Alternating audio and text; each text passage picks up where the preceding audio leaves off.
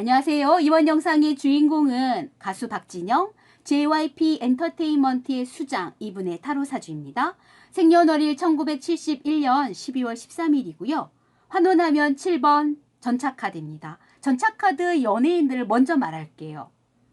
빛더미에서 불굴의 아이콘으로 떠오른 극복의 아이콘 룰라 가수의 이상민 이분도 전차고요.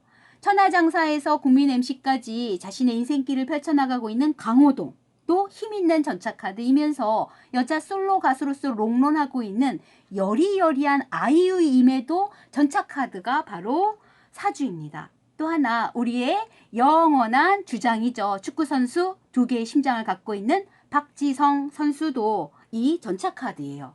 갖고 있는 에너지들이 뭔가 불굴의 의지, 역경을 이기고 이런 의미가 굉장히 강하게 느껴지실 겁니다. 우리가 올림픽 종목에서 마라톤을 맨 마지막 피날레로 넣는 이유도 거기에 있는 거잖아요. 인생을 마라톤 코스에 비유하면서 완주할 수 있는 자, 완주의 에너지를 갖고 있는 자, 이 에너지가 7번 카드에 집약되어 있기 때문입니다. 고난과 역경이 두 가지 색다르게 다가와요. 그럼에도 불구하고 마차를 모는 주인공의 에너지가 굉장히 강한 그런 사주라고 볼 수가 있는 겁니다. 자, 그러면 박진영의 데뷔년도 가볼게요. 그룹으로도 데뷔를 했지만 우리는 그런 박진영은 모르죠. 날 떠나지 마 이 노래죠.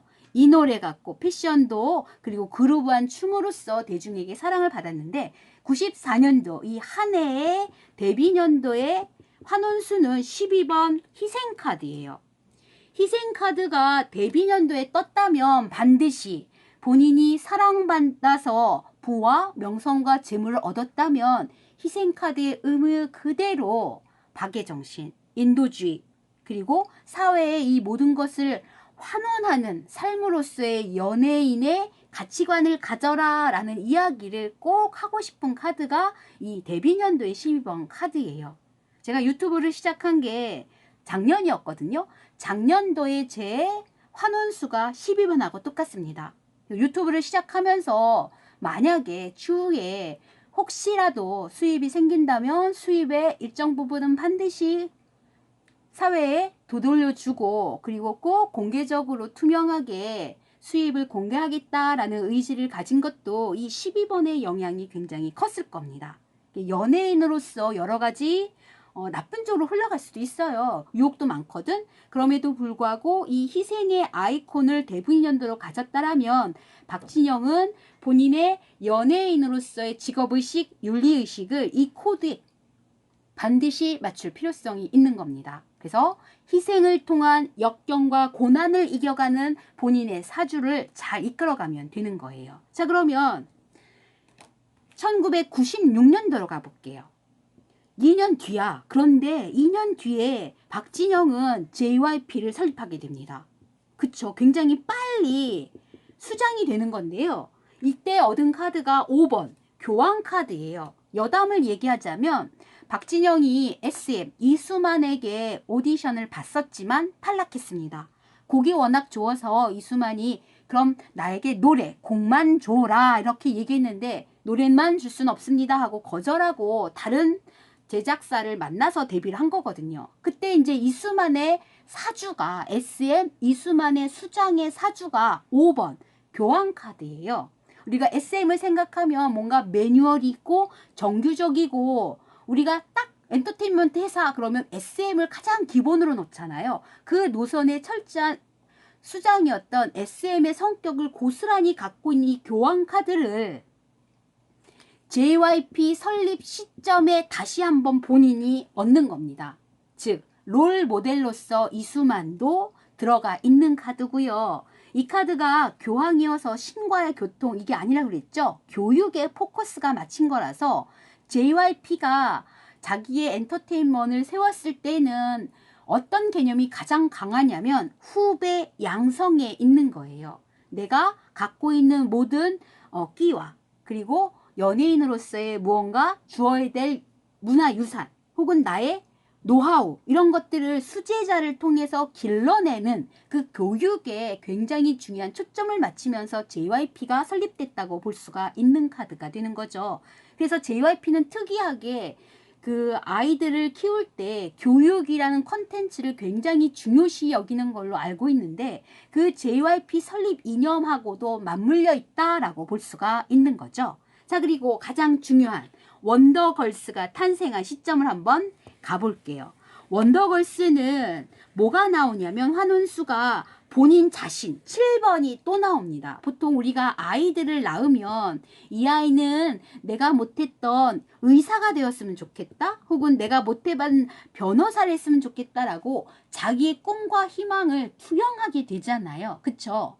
그런데 그 투영의 의미가 여기서 나오는 겁니다. 물론 내가 나를 만나는 한 해는 내가 쌍둥이가 되어서 에너지가 2배로 시너지의 효과가 확 나는 그런 한 해여서 에너지가 굉장히 활동적인 건 분명합니다. 더군다나 전차카드니까 2개의 심장이 아니지, 얘는 4개의 심장을 얻은 거예요. 즉 원더걸스가 인기를 끌 수 있게끔 했던 원동력에서는 박진영의 쌍둥이 같은 그룹이 바로 원더걸스인 거죠. 원더걸스가 곧 나라고 생각하는 개념이 굉장히 강하게 들어오는 그런 사주라고 볼 수가 있는 겁니다. 그래서 원더걸스가 우리나라 최정상의 여자 그룹으로서의 인기를 구사했다가 갑자기 돌연 미국으로 가죠. 근데 결국은 미국에서의 화려한 뭔가를 만들어내지 못하고 마무리가 되어서 좀 아쉬운데, 이 미국으로 갔던 의지에도 역시 박진영이 갖고 있었던, 그래서 원더걸스에게 바랬던 자신의 의사가 투영됐다고 볼 수 있는 거예요. 본인이 못한 꿈, 본인이 하고자 했던 거를 원더걸스를 통해서 대신 이루고자 했던 그런 의지가 굉장히 많이 두드러지게 나왔다라고 볼 수가 있는 겁니다. 그래서 힘있게 전차를 모는 에너지로서 원더걸스를 이끌어가고 있는 그런 형국으로 볼 수 있고, 나하고 똑같은 존재, 내 새끼 같은 느낌으로서의 에너지가 이 원더걸스에 들어와 있는 겁니다. 자, 그러면 비교되는 그룹 한번 볼게요. 뭐 2PM도 있고 AM도 있는데 여러 가지 좋은 카드들이 많은데 트와이스랑 비교해 볼게요. 2015년도에는 원더걸스 이후에 사랑을 많이 받았던 그룹, 이 트와이스가 결성된 데뷔 시점인데요. 그때 카드는 6번이에요. 연인 카드인 거야. 그러니까 트와이스를 바라보는 시선과 원더걸스를 바라보는 시선이 조금 다른 겁니다. 7번은 전차 카드이기 때문에 원더걸스에게 조금 혹독할 수가 있어요. 마치 내 자신을 내가 채찍질을 해야 앞으로 나가는 힘이 생기잖아. 그러니까 내 자신을 막 채찍하고 더 다독이고 막 조금 더 보채고 이렇게 강력하게 트라이 할 것을 요구했을 거예요. 그런데 이거는 사랑 카드야. 그러니까 조금 더 성숙한 박진영, 나이가 좀 들었기 때문에 이 조그맣고 어리어리한 친구들을 사랑과 애정으로 내 아기 다루듯이 아기 다루듯한 느낌으로 쳐다봤을 건 분명하고, 사랑 카드는 대중적인 사랑 그리고 목적성의 달성이기 때문에 트와이스를 통해서 이 사랑 에너지를 많이 느꼈던 한 해가 되는 거죠. 그리고 올 한 해가 다시 왔습니다. 올 한 해는 비하고 다시 한번 소통을 해서 둘이 듀엣을 만들고 새롭게 또 얼굴을 내밀었죠.